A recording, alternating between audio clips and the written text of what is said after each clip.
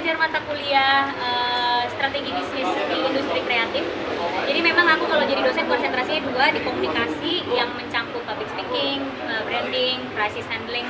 Kalau bisnis itu pasti perencanaan bisnis di industri kreatif gitu, yang mencangkup budgeting, perencanaan, analisis gitu.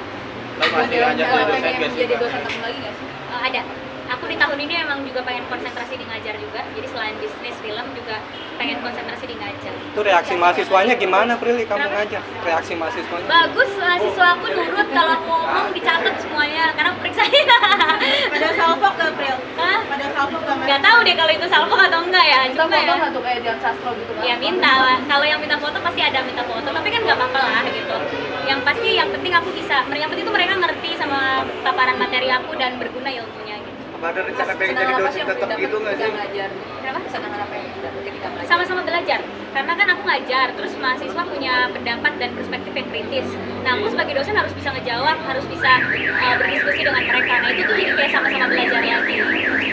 Jadi dosen tetap udah ada tawaran dari salah satu kampus buat tetap gitu, buat bikin kurikulum di sana. Cuma aku belum siap karena waktu. Karena kalau jadi dosen tetap kan bikin kurikulum, bikin materi. Kalaupun ngajarnya online harus ada waktu bikin videonya gitu. Jadi takutnya nggak komit di bagian waktunya. Jadi untuk sekarang masih pengen jadi dosen tamu dulu. Prilly, pernah nggak sih, masih pengen ngajar? Pernah nggak sih dijailin gitu ketika lagi ngajar sama mahasiswa? Dikasih pantun. Apa tuh? Jadi kalau pas dia mau nanya dia pantun dulu.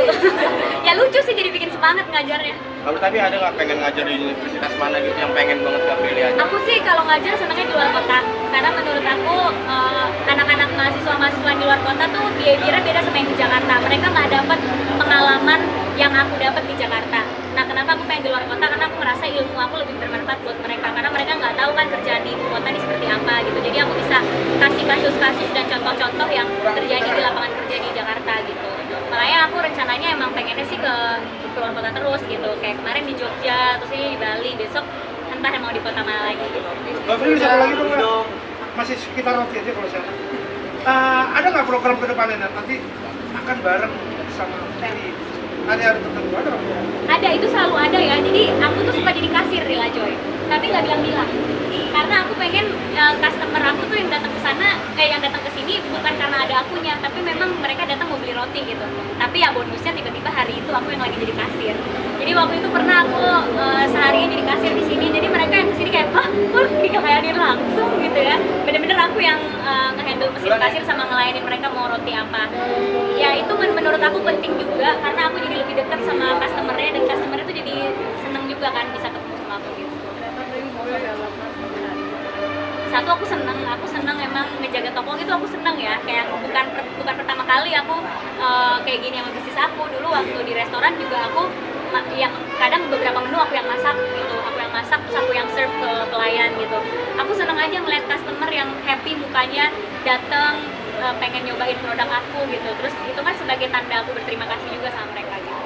Jadi bisnis juga bisnis juga. Jadi hari ini teman-teman aja yang datang. Ada Iya, yang spesial selain mau apa mungkin? Aduh, Apa itu belum doain kepikiran? kali ya. Itu saya minta doanya. Kayaknya udah perfect banget dipilih, cuman Waduh. dari pasangan aja nih yang belum gimana tuh? Memang hidup itu tidak ada yang sempurna ya. Kadang kalau dikasih rezekinya di karir atau dikasih rezekinya di tempat lain, ada tempat lain yang tidak terpenuhi. Dan itu wajar menurut aku karena masing-masing udah ada rezekinya masing-masing. Temen aku nikahnya cepet tapi dia belum bisa buka bisnis. Atau temen aku punya anaknya cepet tapi dia nggak bisa berkarir karena harus ngurus anak. Ya aku karirnya lancar tapi belum dapet jodoh. Pasti ada plus minusnya dan hidup itu pilihan ya. Ya untuk sekarang aku masih memilih untuk sendiri konsentrasi sama mimpi dan tujuan aku sih. Oh, tidak menutup kemungkinan untuk ada pacar di kemudian hari dan tiba-tiba aku ada jodohnya ya. Aku sih membuka pintu untuk siapapun yang datang ke hidup aku, tapi memang kenyataannya belum ada. Kriteria seperti apa sih Prilly? Ada nggak sih? Atau Kriterianya seperti apa? Kriteria aku standar kayak cewek-cewek pada umumnya aja. Lihat Cukup. Maksud siapa dia? Seneng banget, cocok banget mereka, sama-sama cantik dan ganteng, baik juga dua-duanya. Aku kenal sama dua-duanya, jadi cocok. Udah pernah ketemu sama mereka berdua kali di satu acara gitu. Baik banget, aku sama Maxim kita suka sharing soal banyak hal. soal roti juga suka sharing sama dia karena papanya chef. Sama Kaluna juga suka sharing soal makeup gitu-gitu. Jadi aku emang ngobrol sama dua-duanya. Ketemu sama mereka berdua di tempat juga pernah gitu. Jadi lebih selektif lagi nggak sih sekarang? Selektif mah itu wajar ya. Semua perempuan atau laki-laki pun harus selektif pilih pasangan karena itu seumur hidup. Jadi ya pastilah selektif. Kan nggak mau salah pilih. Apa sih jadi goals kakak nih kak dari banyak bisnis ini? Yang pasti goalsnya bisa sustain, bisa bertahan lama, bisa buka di seluruh Indonesia lah, bisa besar dan bisa buka lapangan kerja yang banyak. Udah didatengin juga sama Ibu Menteri dari tenaga kerjaan, jadi ya harapannya semoga bisa buka lapangan kerja yang banyak buat semuanya. Jadi apa aku masih suka sharing soal Maxim soal roti anak Indonesia? Diundang nggak sih? Nah, tidak.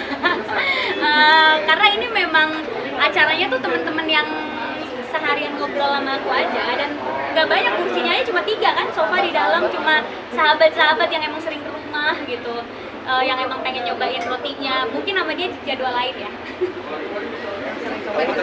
Iya, itu lihat aku masakin semua, itu yang nyobain rendang-rendang aku yang datang gitu. Katanya goalsnya di 2023 apa sih mungkin targetnya di 2023? Goalsnya bisnisnya semua sukses dan bahagia, itu yang paling penting ya, jangan kekurangan piknik gitu.